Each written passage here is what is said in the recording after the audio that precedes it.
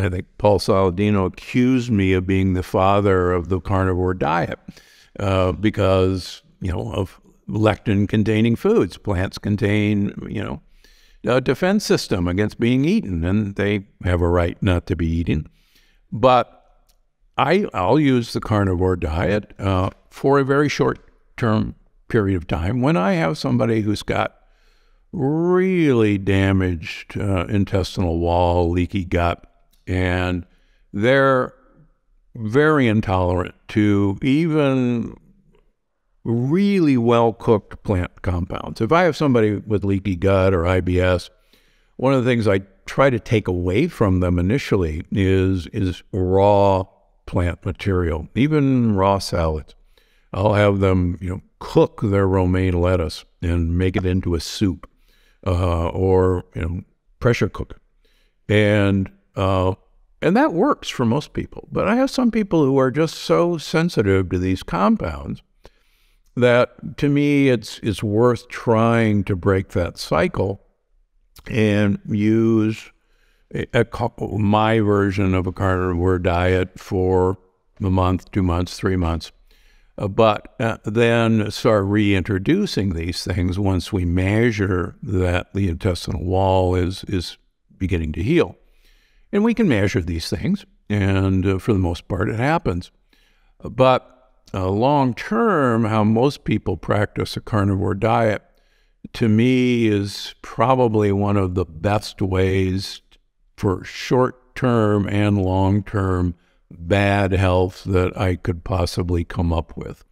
And in the new book, I get even bolder on why at least the modern carnivore diet, as people tout it, is really a bad idea. If for no other reason, if carnivore diet was such a good idea, there should be a long-lived society that follows a carnivore diet, and there aren't any. There just aren't any. In fact, quite frankly, the opposite is true. So it's, and we were designed to have a fantastic system that was capable of detoxifying plant compounds that wished us harm. There are bacteria that love to eat gluten, love it. Most of them are not around in most of our guts. There are bacteria that think oxalates are the greatest thing since sliced bread. Bad analogy. But a lot of people who actually are, quote, sensitive to oxalates, you actually look at their gut microbiome, and those oxalate-eating bacteria are absent. And it may be that's why they're so sensitive. And the more and more we're breaking down how the gut microbiome influences us, the more we're realizing the subtle differences. I'll give you an example I just sent to my editor last night. There's a lot of controversy in soy in terms of cancer and breast cancer. And soy has polyphenols that are isoflavones that are estrogen-mimic compounds, and they can bind to estrogen receptors. And if you think that's a horrible idea, then you would want to eliminate soy from your diet. If you think that's a great idea because it would block the estrogen receptors from seeing estrogen in an estrogen-positive breast cancer, then you'd want people to eat soy. And so, depending on who you're arguing with, the soy lovers will say, well, look at the Japanese. The Japanese eat a lot of soy. They eat a lot of tofu. And they have very low incidence of breast cancer. So there. Well, wait a minute. It turns out that the Japanese have soy-eating bacteria that convert these isoflavones in soy into a compound called equal, which probably is pretty useful in blocking estrogen receptors.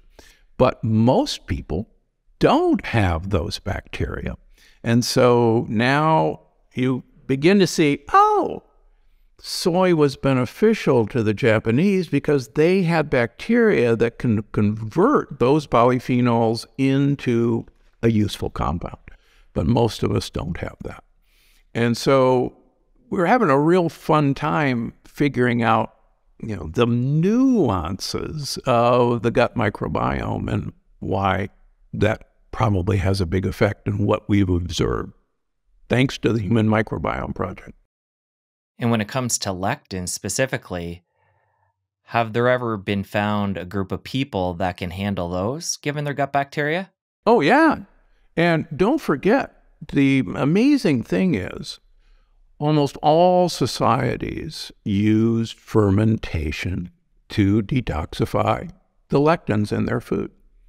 Now, fermentation, the bacteria or the yeast eat lectins, and so they're very good at it. Even, the Incas always fermented their quinoa before they ate it. Most cultures took the hull off of their grain before they ate it. If they didn't take the hull off, they actually used fermentation in their breads to raise their bread. Sourdough fermentation. We don't do that anymore. For the most part, none of our breads are raised with yeast anymore with fermentation. And so we've forgotten all of these traditional methods of detoxifying lectins that cultures have done since recorded or even unrecorded history. So coming back to the carnivore diet, we know you're not a fan in general. It sounds like for short bursts for the right people, it can be a good fit. Are there any small tweaks to what that diet is in a classic sense that you could see people making that would allow that to become a healthy diet longer term?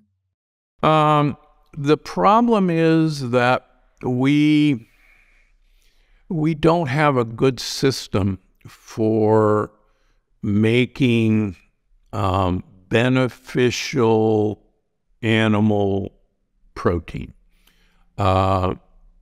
You choose the animal protein, there's a problem with it in many, many ways. Sadly, almost all of our fish have microplastics in them. And microplastics are one of the best ways to disrupt the human microbiome that anyone has ever discovered. And most of our microplastics are coming from the fish we eat, wild fish. Darn it. Chickens that are fed organically have, normally chickens who are pastured, literally are out eating bugs, have an omega-6 to omega-3 ratio of somewhere around 3 to 5 parts omega-6 to 1 part omega-3, traditional. Chickens that are fed organic corn and soybeans have an omega-6 to omega-3 ratio of 25 to 1. So these guys, so it's all linoleic acid. So these guys, healthy organic chickens, are an inflammatory bomb, even though they look like a healthy, organic chicken. Now, don't get me started on grass-fed, grass-finished beef, because in the new book, I come not to praise Caesar, but to bury him.